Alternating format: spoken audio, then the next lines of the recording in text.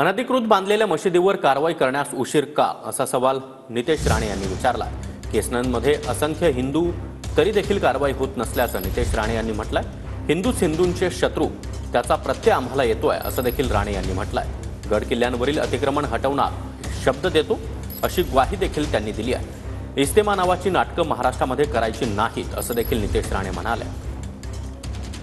स्वातंत्र्यवीर सावरकरांनी अतिशय योग्य बोललेले आहेत।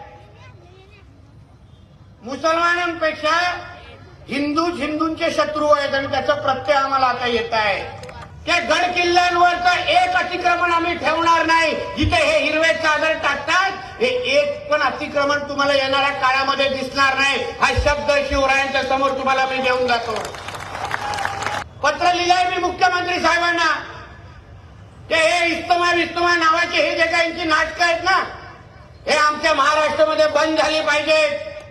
ही नाटकं महाराष्ट्रामध्ये करायची नाहीत। करायची असेल ना, जाऊन करा तुमच्या पाकिस्तान बांगलादेशमध्ये। ही नाटकं इथे हिंदू राष्ट्रामध्ये चालणार नाही।